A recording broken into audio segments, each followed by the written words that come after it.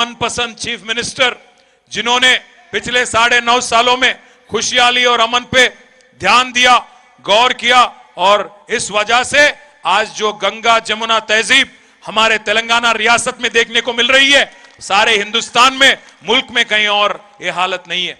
आज एक गरीब हिंदू बच्ची को अगर बतुकम्मा के टाइम पे एक साड़ी दिया जाता है तो गरीब मुसलमान को रमजान के वक्त तोहफा दिया जाता है, और गरीब ईसाई को आज क्रिसमस के दरमियान एक गिफ्ट दिया जाता है, क्रिसमस गिफ्ट दिया जाता है। केसीआर साहब ऐसे लीडर हैं जो मजहब के नाम पे सियासत नहीं करते हैं। केसीआर साहब एक ही चीज में विश्वास रखते हैं, वो यही बोलते हैं हमेशा।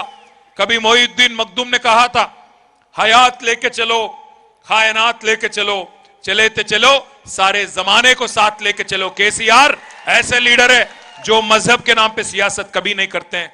आज कुछ लोग आते हैं दिल्ली से, राहुल गांधी आते हैं, आके बोलते हैं केसीआर बीजेपी के साथ मिल गया, बीजेपी का बी टीम है। देखो भाई, देखो भाई, राहुल गांधी की ये आदत है, बंगाल जाता है, कोलकाता, वहां बोलता है दीदी जो है ममता बनर्जी बीजेपी का बी टीम है। फिर वहां से निकल के दिल्ली जाता है, दिल्ली जाके बोलता है अरविंद केजरीवाल बीजेपी का बी टीम है। वहां से गया फिर सीधा बेंगलोर, वहां जाके बोलता है कुमार स्वामी बीजेपी का बी टीम है, देवगौड़ा बीजेपी का बी टीम है, और यहां आके केसीआर को बोलता है बीजेपी का बी टीम। मैं आप तमाम भाइयों से बहनों से एक ही बात कहता हूं, पिछले 9.5 सालों में जिस कदर केसीआर साहब ने आपकी खिदमत की, जिस कदर हमारे बच्चों को तालीम देने के वास्ते आज 200 से ज्यादा टिमरिस के स्कूल खोले, हिंदुस्तान में, मुल्क में कहीं और ये हालत है क्या? आप देखिए क्या कोशिश कर रहे हैं हम लोग आपकी बच्चों की हिम्मत अफजाई की, अच्छा से अच्छा तालीम दिला के बच्चों को दुनिया से लड़ने की काबिलियत आप में दिलाने की कोशिश केसीआर साहब कर रहे हैं। मैं आप तमाम भाइयों से एक ही गुजारिश करता हूं, आपकी हिफाजत, आपकी इज्जत, आपकी आबरू वो हम पे छोड़िए। केसीआर पिछले 10 साल जैसे आपके बड़े भाई की तरह आपकी देखभाल किए हैं, आगे भी जाके वैसे ही रहेंगे, सेक्युलर रहेंगे, किसी भी हाल में बीजेपी के साथ कोई भी कदम पे बिल्कुल साथ नहीं चलेंगे। मैं आपसे फिर से कहता हूं, आज कुछ लोग आके आपको बार बार कहते हैं आप वोट दीजिए हमें इसलिए क्योंकि वो बी टीम है। मैं पूछता हूं आपसे, आज 55 साल उनको मौका देने के बाद अगर मुसलमान गरीब है, अगर मुसलमान लाचार है, मुसलमानों में अगर पासमंदगी और है, कौन जिम्मेदार है इसका? 9 साल हुकूमत चलाने वाले केसीआर या 55 साल हुकूमत चलाने वाली कांग्रेस? आप सोच समझ के वोट दीजिए, जल्दबाजी में फैसला ना लीजिए, खौफ में डरा के, किसी और को दिखा के, किसी और को शैतान बता के आपको वोट हड़पना उन्होंने सीख लिया। ये वोट हड़पने वाली पार्टी जो है, 11 बार जिसको आपने मौका दिया उसने बार बार आपको धोखा दिया। फिर से मैं याद दिलाता हूं, आज पिछले 9.5 सालों में केसीआर साहब ने हर वो चीज की जो हिंदुस्तान में किसी चीफ मिनिस्टर ने नहीं किया। आप एक मिनट सोचिए, आज पूरे मुल्क में सबसे ज्यादा आबादी अगर मुसलमानों का कहीं है तो वो है उत्तर प्रदेश में 4 करोड़। वहां की बजट क्या है माइनॉरिटी वेलफेयर की? आज सिर्फ 1700 करोड़। उसके बाद वेस्ट बंगाल में 2.5 करोड़ मुसलमान है, क्या बजट है वहां की? 2100 करोड़। उसके बाद है महाराष्ट्र, 1 करोड़ 40 लाख, क्या बजट है वहां पे माइनॉरिटी वेलफेयर? 670 करोड़। उसके बाद है 90 लाख कर्नाटक, वहां की क्या बजट है? 2000 करोड़, वो भी अभी बढ़ा है। और यहां तेलंगाना में 50 लाख मुसलमान है और बजट है 2200 करोड़। मैं आपसे आप भाइयों से बहनों से कहता हूं, 9.5 सालों में केसीआर साहब ने माइनॉरिटी वेलफेयर के लिए 12,000 रुपया खर्च किया। अगर बी टीम होते, किसी के इशारों पे चलने वाले होते तो टिमरिस के 200 स्कूल खोलते क्या? टिमरिस के ही नहीं, 12,000 करोड़ आपके लिए शादी मुबारक हो या बाकी स्कीम हो आपके लिए करते क्या, कर पाते क्या? आप सोचिए, संजीदगी से काम लीजिए, जल्दबाजी में, बहकावे में आके बिल्कुल गलत फैसला नहीं लेना।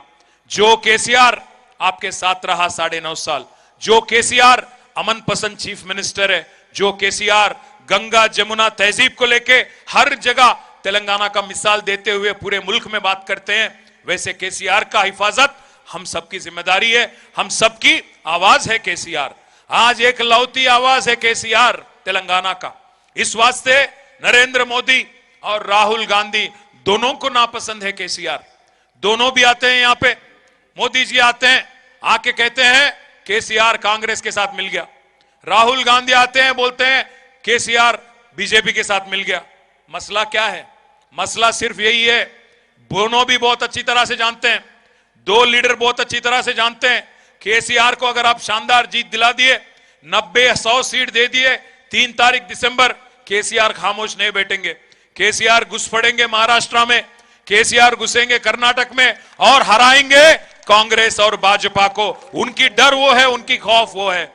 उनका क्या है फिक्र बोले तो एक ही चीज, आपस में रहना, दोनों के बीच में रहना।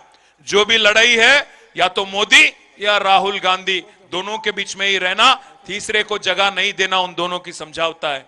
अगर कोई कहता है कि अरेस्ट नहीं करे भाई इसलिए बीटी में, मैं पूछना चाहता हूं भाइयों, ईडी की कार्रवाई तो सोनिया अम्मा पे भी चल रहा, ईडी की कार्रवाई तो राहुल गांधी पे भी चल रहा, क्या उनको अरेस्ट करे? वो लोगों भी बाहर है, तो क्या उन दोनों में समझौता है? मैं पूछना चाहता हूं आपसे, संजीदगी से काम लीजिए, बहकावे में मां आइए। आज तमाम भाइयों से बहनों से और ఇక్కడ ఉన్న మా సోదరులకు నేను ఒకటే కోరుతున్నా, ఇవాళ ఇంటింటికి పోయి చెప్పవలసిన అవసరం ఉన్నది. ఇవాళ అడ్డమైన ఆరోపణలు, అడ్డమైన మాటలు చేసే సన్నాసుల కూతలకు భయపడవలసిన అవసరం లేదు. ఇక్కడ ఉన్న కాంగ్రెస్ అభ్యర్థి చెప్పుకుంటున్నారట, నేను గెలుస్తా బీఆర్ఎస్ లకే పోతా అని చెప్తుండట. అంతే చెప్తుండ, ఇంకేమని చెప్తుండ? అంతేనా? నేను గెలుస్తా బీఆర్ఎస్ లకే పోతా. నేను ఒకటే అంటున్నా, ఇక మరి గా పనే చేసేది ఉంటే మరి అన్నకెందుకు టికెట్ ఇస్తాం? అన్నను ఎందుకు గెలిపిమని నేను వస్తా. ఇవాళ నేను మిమ్మల్ని ఒక్కటే కోరుతున్నా, ఎవరికో ఓటేసి వాని గెలిపించుడేందుకు నాకు అర్థం కాదు. మంచిగా బ్రహ్మాండంగా చింతా ప్రభాకర్ అన్న మీకోసం ఇక్కడ ఉన్నాడు, అన్నను మంచి మెజారిటీతో గెలిపించుకోండి. ఆయన నేను ఒకటే అడుగుతున్నా, ఇవాళ మన ముందు కాంగ్రెస్ తోని మన కొట్లాట నడుస్తుంది. బీజేపీ ఎప్పుడో ఎత్తిపోయింది, వాళ్ళది ఏం లేదు, అయిపోయింది కదా, బీజేపీ ఖతం హోగా. కాంగ్రెస్ తోనే ఉన్నది పంచాయతీ అంతా. కాంగ్రెస్ పంచాయతీలో నేను ఒక్కటే అడుగుతున్నా, మిమ్మల్ని ఒకటే ఆలోచించురు. ఎవరన్నా పాలిచ్చే బర్రెను అమ్మేసి పొడిసే పోతుని తెచ్చుకుంటాడు, పొడిసే పోతుని తెచ్చుకుంటాడా, కొనుక్కుంటాడా? పాలిచ్చే బర్రె బీఆర్ఎస్ కేసీఆర్. ఎవడన్నా పాలిచ్చే బర్రెను అమ్మేసి పొడిచే పోతును కొనుక్కుంటాడా, పొడిచే దున్నపోతుని తెచ్చుకుంటాడా? కాంగ్రెస్ అసలు దున్నపోతును మళ్ళా ఒడిపించుకుంటారా? మళ్ళా కరెంటు లేని రోజులు, మళ్ళా ఎరువులు విత్తనాలు లేని రోజులు, మళ్ళా గదే దిక్కుమాలిన తాగునీరు లేని రోజులు అవి అవసరమా? కుల్లా చెప్తుండ్రు వాళ్ళు సిగ్గు లేకుండా. రేవంత్ రెడ్డి చెప్తుండు 3 గంటల కరెంటు చాలు, 24 గంటల కరెంటు బేకార్ అని రైతులకు కుల్లా చెప్తా ఉన్నాడు.